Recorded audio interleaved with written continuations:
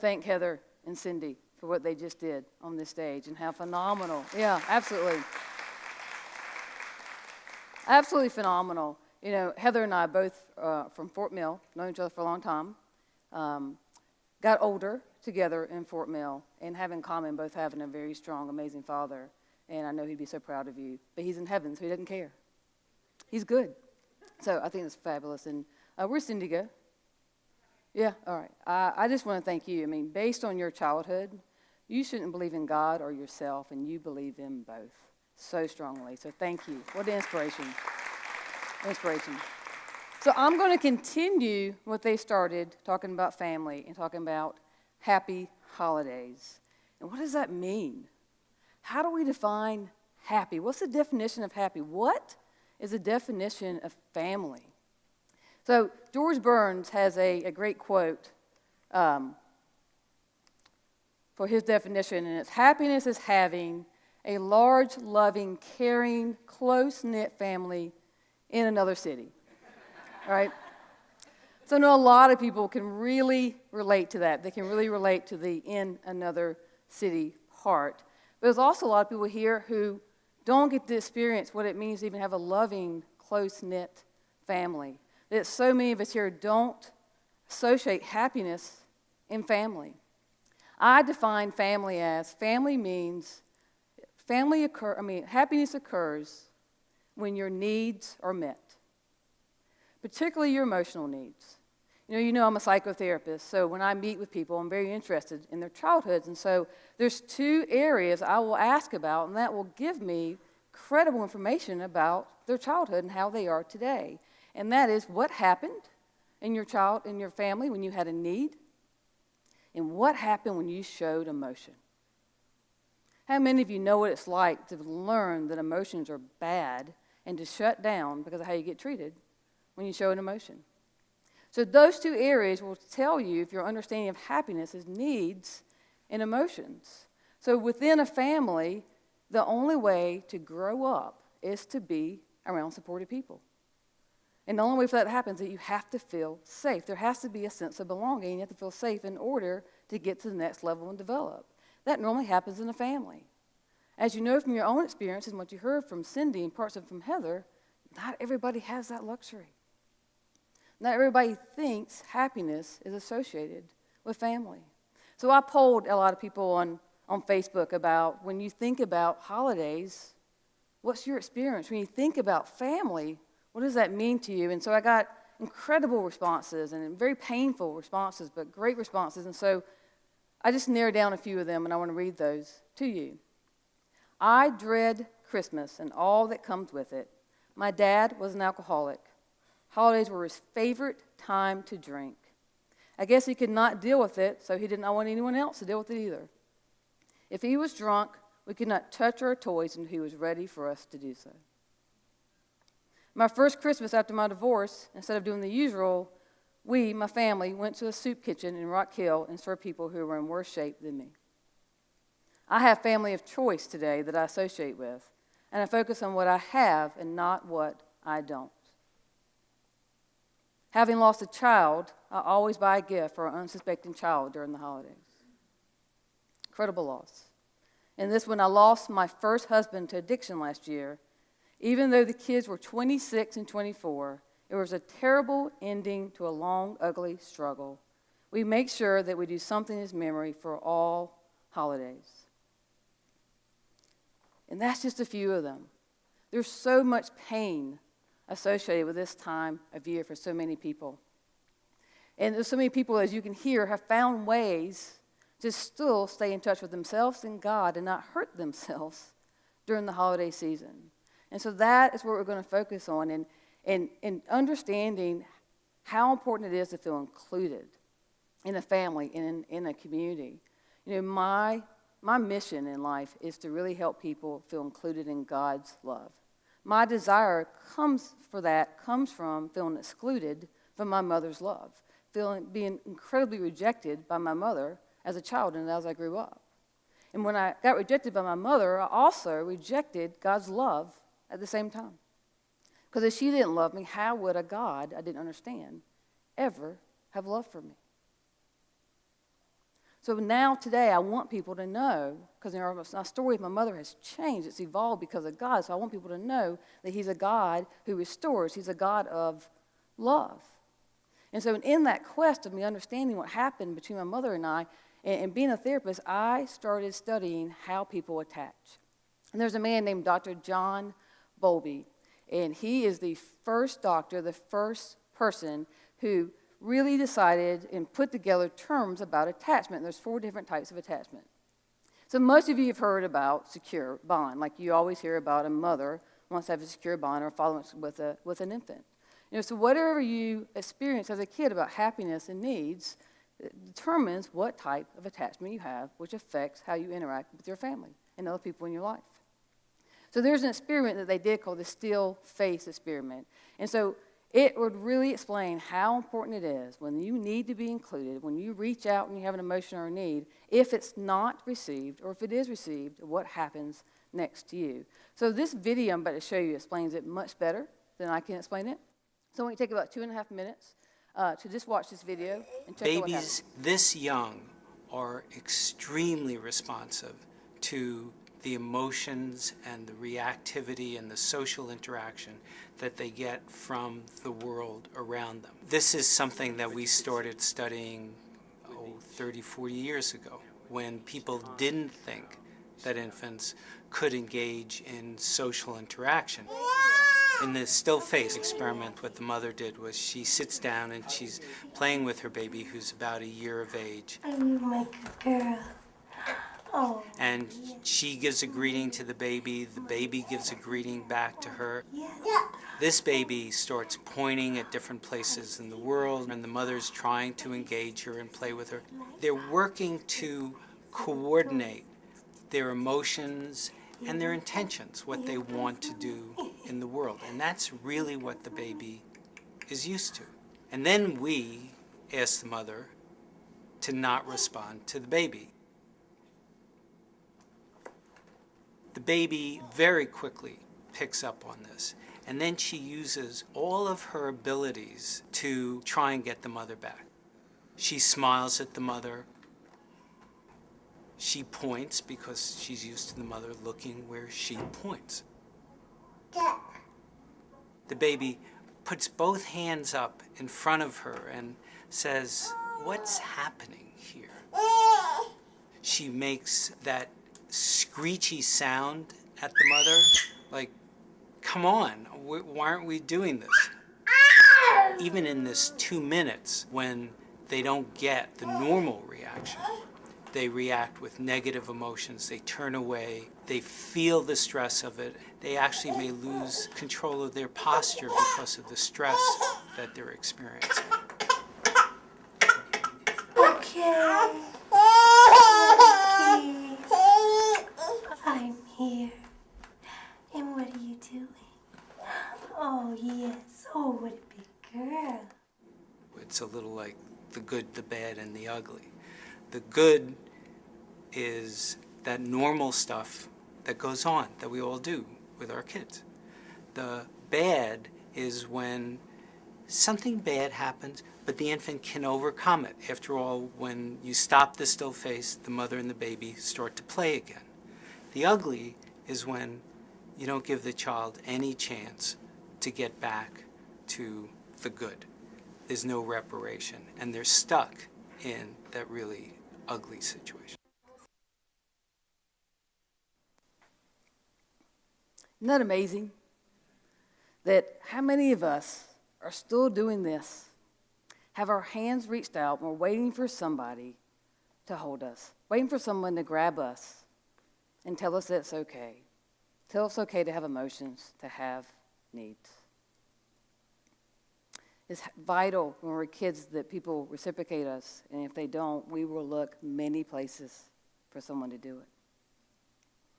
And so, for me, as you know, that there was so much rejection as a child, and so when it became for holidays, going from a mom who would lock herself in a room and stay away from me to a mom when I was 18 years old told me she never want to talk to me again and stopped calling her, to have to go around her on holidays and see her, it was really difficult. And I'm telling you, I felt like David in the Bible. I felt like I was David going to fight Goliath.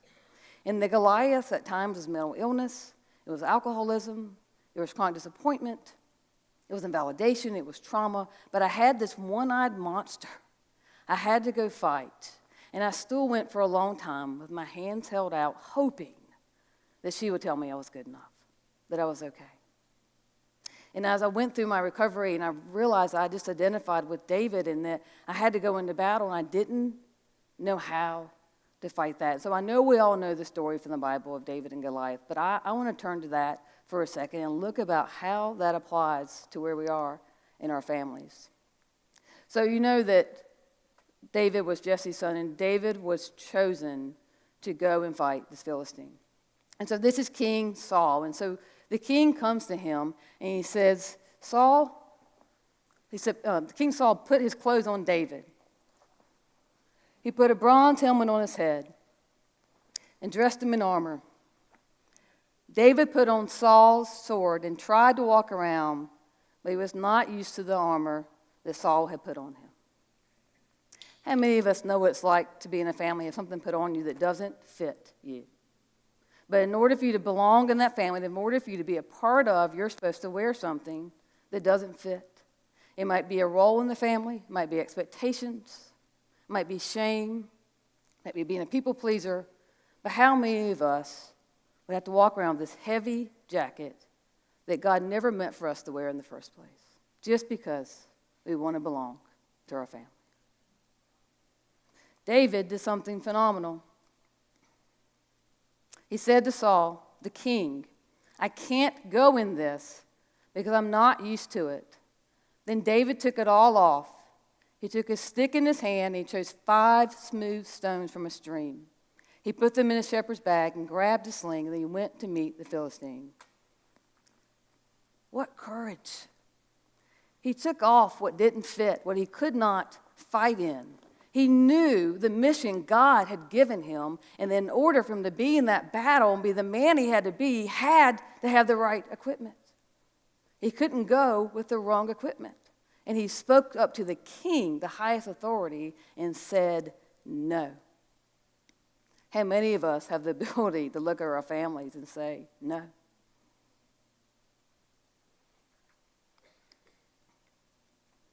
And we know what happens next.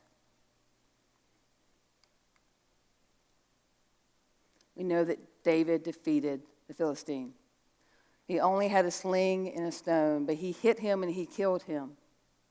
He went in there with the right armor. He didn't need a sword in his hand. He needed one stone, and he took care of the battle. I think it took incredible bravery, and there's so much fear. So many of us have fear when it comes to our families and around the holidays. So I asked people, what's your main fear? And there's 2 main fears that people voice to me around this time of the year. And one of those is that it will not be the same as last year. This is sad. This is tragic. There's so many of you. There's somebody who's not going to be at the dining room table this year. They're not going to be there. There's been death. There's been depression. Someone's incarcerated. Someone's in Afghanistan fighting for our freedom. There's been divorce. There's some reason that it's not going to be the same this year. That the people that you might want to be there aren't there. And it's also possible that you don't want the person there, but you're still going to miss them. That something's going to be different this year. And the second fear that was a huge fear for a lot of people is that it will be the same as last year. There's so many of us are caught in a pattern where we're still using the wrong equipment. We're still wearing the jacket that doesn't fit. And so we go in to battle and do the same thing that we've always done. And that nothing's going to be different this year. So let's talk about what's the wrong equipment. What works and what doesn't work. My little clicker's not really working real well. That's one thing. So one of the biggest things I see people do is that we get caught into a pattern. That it's going to be the same as last year because we're in a pattern. And one of the main 2 positions people take is one is rescuer. We all know that person. who comes in and they so want to feel worthy, they so want to know that they matter to their family, that they will say yes to every request. They're going to cook everything, they're going to clean everything, and give everybody a ride, pick them up at the airport, whatever it takes for someone to notice them. And the other thing is the victim. The victim doesn't have a voice. The victim wants to say no and says yes, or the victim doesn't say anything. They don't have a voice. They're doing the same thing, shut down emotionally, hoping that somebody else would take care of them. And if you go into that pattern, there's a numbness that happens. And for a lot of us here, that numbness is alcohol, it's drugs, it's going around family feeling so obligated to be around them, so obligated to be wearing this jacket, that we're just paralyzed and we're there, and you just feel obligated, you want it over. You're not even going to remember the dinner or whatever happened. You just want to get through that day.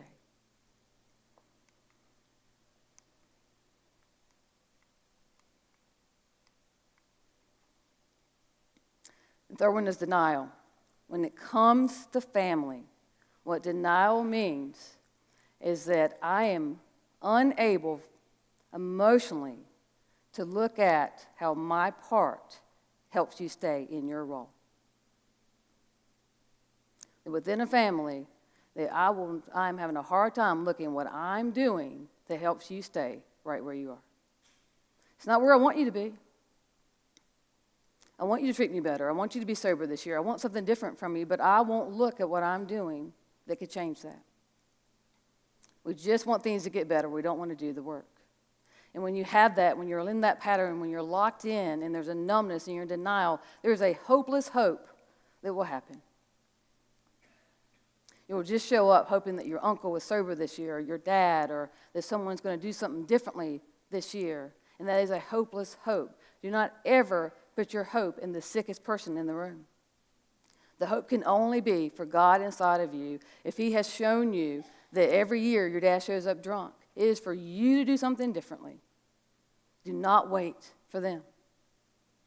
And that's the final thing. The main thing I see people do on a regular basis is that they wait. They just wait. And this is what we're waiting for. The relationships which hurt the most are because we're waiting for the other person to change. We're waiting for them to see your pain, and we're waiting for them to notice that we are waiting. And many of you do this in a family. I've shared with y'all before that there's so many destructive behaviors I did in front of my parents because I just wanted my mom to notice and say, I see you hurting yourself. Obviously, I'm the cause. I'm so sorry. That makes no sense. If she had the help to say that, she wouldn't have done it in the first place. Stop waiting.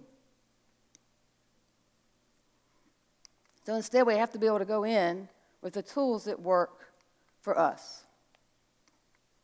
So what are your 5 stones going to be? What tools are you going to be able to walk in with? So in my family, sarcasm is our first language. We're all bilingual. Sarcasm first, English second.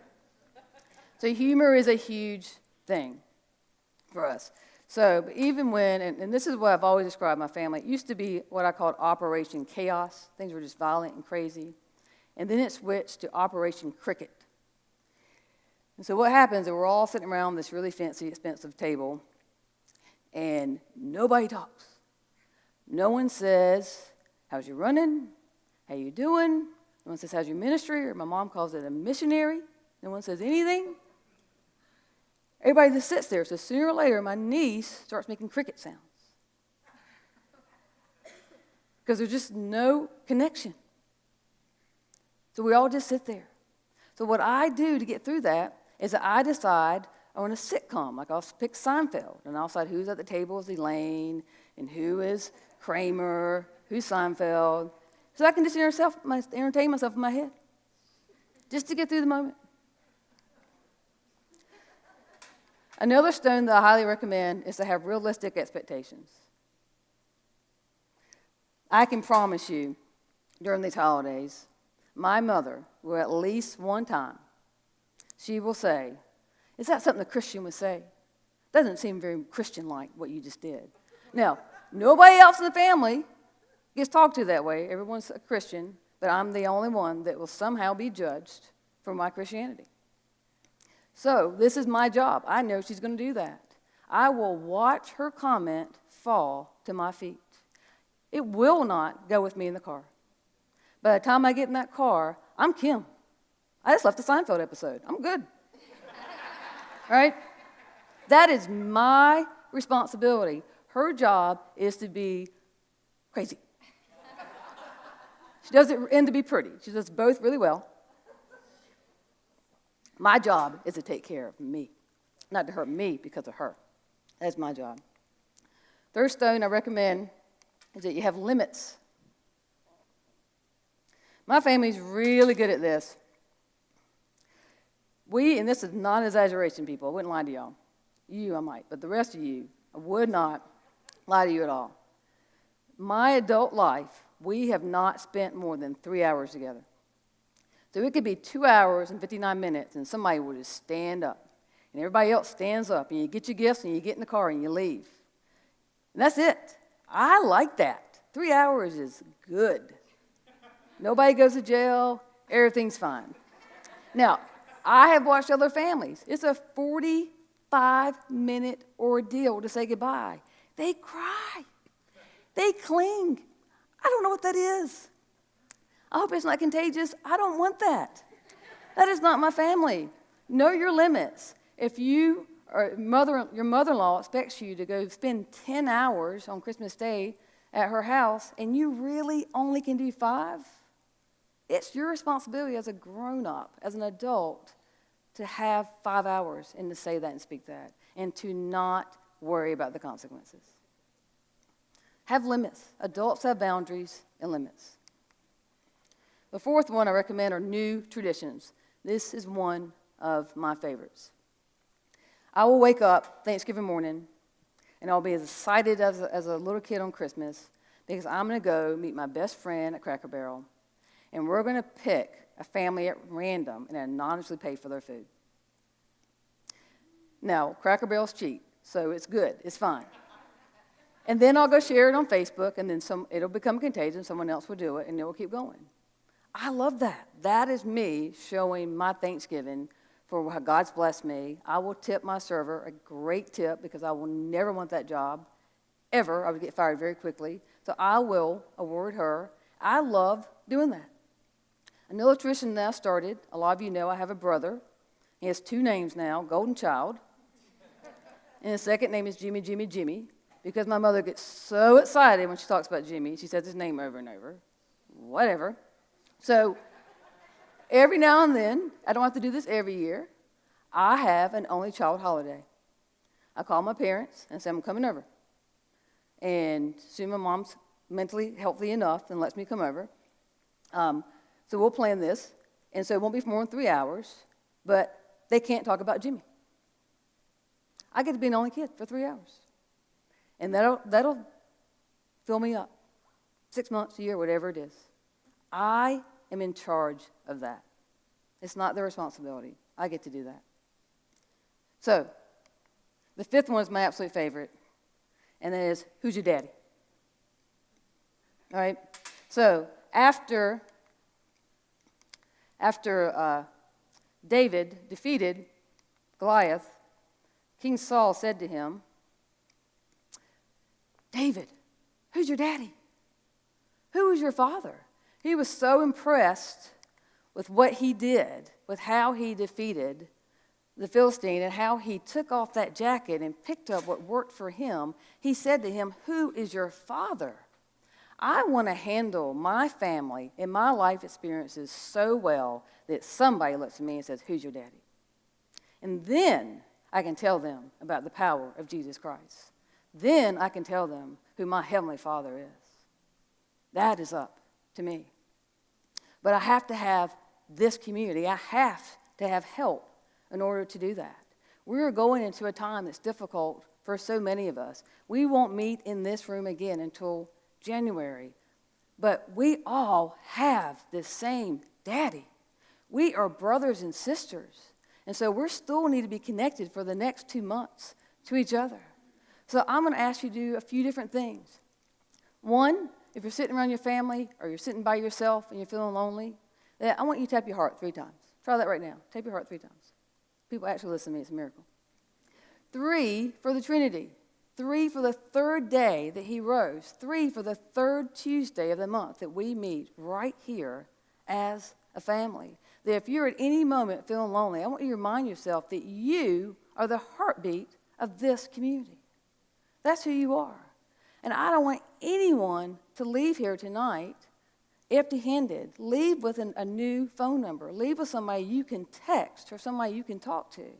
That if you just texted me and said, oh, my family's driving me crazy, I don't have to talk to you on the phone for an hour. I'm just going to say, yeah, me too. That's all we need. We just need to know that we're going to get through this time together and come back here as a family and be a community. That we have extra stones that are over here that Lucretia mentioned and pins for you to write. If you need to make sure that you have a certain stone, a certain tool, when you leave here, take one of these so that you are reminded of the community that you are in. Dr. John Bowlby, here I mentioned before about the still-faced experiment, he has this quote, and I love this quote. Human beings of all ages are found to be at their happiest and to be able to deploy their talents to best advantage when they are confident that, standing behind them, there are one or more trusted persons who will come to their aid should difficulty arise. So many of us are going to have difficulty arise over the next 2 months. So many of us are still reaching out and needing someone to reciprocate and to reach out and be a part of their solution and stand beside them. We can do anything if someone stands beside us. There is nothing that you are going through right now, and I know the hardship in this room, that will overcome you as long as you let us stand beside you. That you're going to face Goliath over the next 2 months. But make sure that you have the stones and let us be part of that. Make sure you have the right tools. Let us be in prayer for you and be a part of what's happening. I'm going to ask Lucretia to come up and pray for you and pray over you so that we can make sure that you know when difficulty arises, that icuTalks, that these people, this family, will be standing right beside you. Thank you, Kim.